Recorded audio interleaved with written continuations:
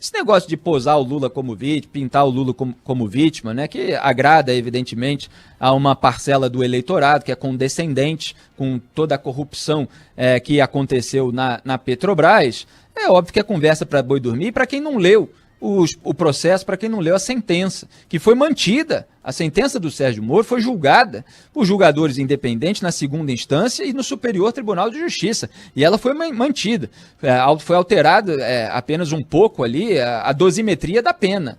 Agora, as provas são substantivas e não houve nenhum tipo de fabricação de prova. Então se cria toda uma narrativa para legitimar uma história que não alterou a produção direta de prova, quer dizer, as provas que foram usadas na condenação ao Lula na primeira instância e que passou pelo crivo da segunda instância do STJ, elas estão aí, são acessíveis e mostram o recebimento de propina sob a forma e reformas do triplex do Guarujá. Fora o caso do sítio de Atibaia, que é semelhante também, trata ali de reformas. Essas reformas são conduzidas por empreiteiras do Petrolão, do esquema de corrupção da Petrobras. Quer dizer, empreiteiras beneficiadas com contratos públicos bilionários e que faziam esse tipo de servicinho ali para o ex-presidente da República. Então, o caso pode ser anulado, pode prescrever depois lá na Justiça Federal, etc., mas boa parte da população brasileira sabe que houve uma sujeira ali que está sendo varrida para baixo de tapete. Outra parte finge que não vê, porque é aliado, é amigo, é porta-voz, etc., mas não vai enganar a população inteira. Então, há aí um espaço para o surgimento de uma alternativa ao lulopetismo, assim como há um espaço para o surgimento de uma alternativa ao Jair Bolsonaro. Isso, as próprias pesquisas, de uma forma ou de outra, cada uma com os seus métodos e tal, elas deixam, elas dão a entender. O problema é que, nesse momento, nós estamos em março de 2021, falta aí uma liderança que assuma esse papel. Quem tem cacife eleitoral nesse momento, de acordo com as pesquisas, não é um juízo meu, para derrotar tanto um candidato do PT quanto Jair Bolsonaro, é o Sérgio Moro. Só que o Sérgio Moro está aí pendurado com esses processos, no sentido de que ele não vai fazer nenhum pronunciamento, pelo menos não fez até agora, a respeito de eleição, porque ele está esperando aí se vai ser julgado suspeito ou não, o que vai acontecer com ele, se vão tentar, inclusive, impedi-lo de se candidatar, declarando alguma inelegibilidade, tudo isso que o pessoal de Brasília quer, como apontou o Arthur Lira, presidente da Câmara, eleito com apoio do Jair Bolsonaro. Falou lá, não, o Lula pode até merecer ser absolvido e tal, Moro jamais. Esse é o Arthur Lira. Acusado de rachadinha, aí recebeu lá uma aliviada de barra por parte da Justiça, por uma questão também processual, foi acusado, foi condenado em segunda instância por improbidade administrativa e foi acusado de participar do quadrilhão do PP, com ascendência sobre uma diretoria da Petrobras, mas que foi arquivado com o voto do nosso Cássio do Centrão. Esse é o discurso do presidente da Câmara, apoiado por Jair Bolsonaro. Então, Brasília teme e odeia o Sérgio Moro por causa das decisões que ele tomou como juiz da Lava Jato em Curitiba. E é bom lembrar que a Lava Jato, aliás, nesse ponto é muito curioso, porque muita gente que critica o bolsonarismo age em relação à Lava Jato de uma forma bastante parecida com o que o Bolsonaro faz, por exemplo, com a imprensa.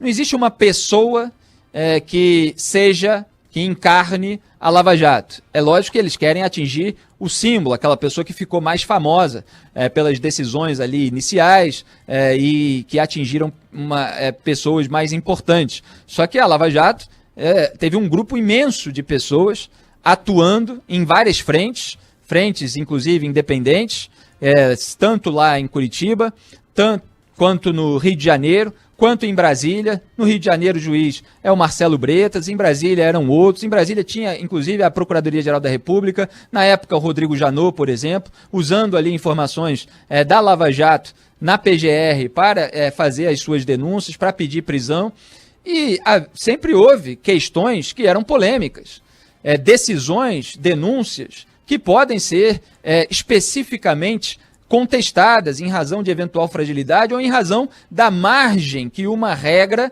dá para interpretações diversas.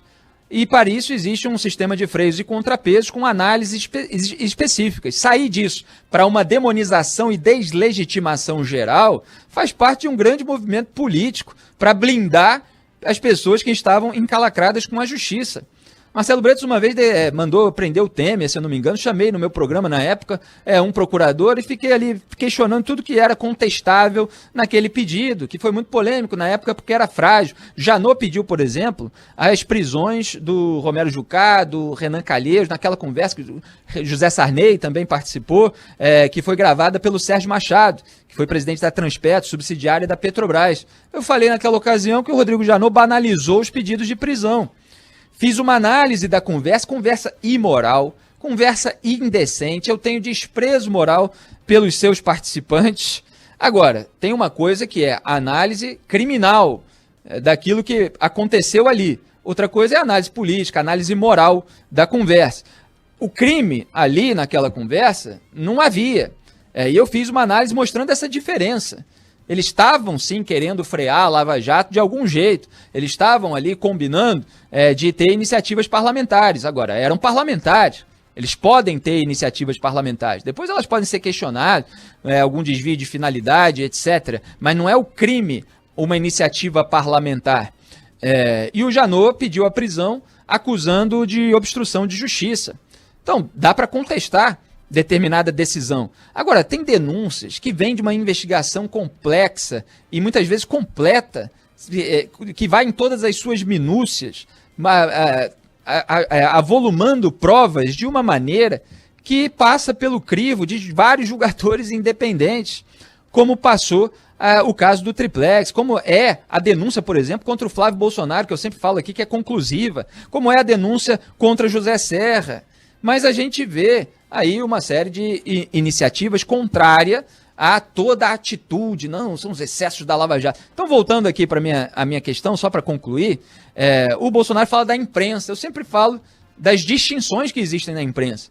Olha, em 2018 estava cheio de colunistas xingando o Bolsonaro de nazista por qualquer posição à direita que ele defendia, mesmo que não houvesse depois nenhuma correspondência prática. E eu achava isso um absurdo, e continuo achando, porque as coisas precisam ser chamadas de uma forma mais específica e mais objetiva. O nazismo exterminou milhões de judeus. Então é preciso muito cuidado e até respeito às vítimas da Câmara de Gás. Não era isso que o Bolsonaro estava fazendo aqui, exterminando judeus, mandando para a Câmara de Gás. Mesmo na omissão mortal em relação à vacinação, não é exatamente a mesma coisa, embora deva ser responsabilizado e eventualmente punido de acordo com os critérios legais ali, crime de responsabilidade, outras formas de punição.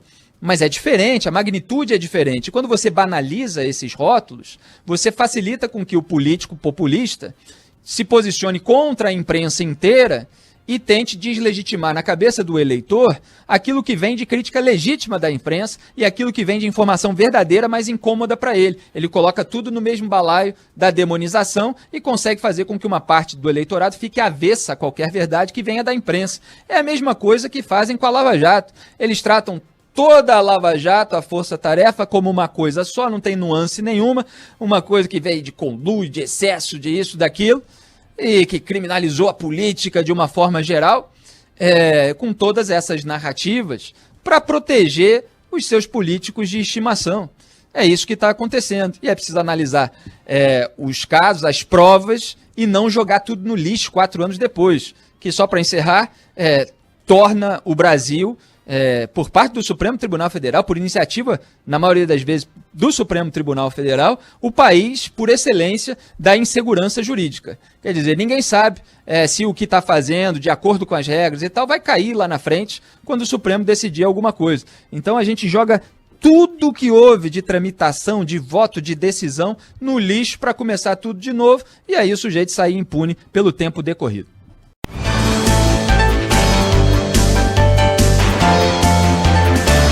Todos os dias, você tem a oportunidade de ficar sabendo de tudo sobre a política ilhéense e o que tramita na Câmara de Ilhéus, com a opinião de quem conhece. Acesse www.jornaldoradialista.com.br. Notícias da hora, política, economia, segurança, informação, entretenimento e opinião. Acesse e fique por dentro das últimas notícias. www.jornaldoradialista.com.br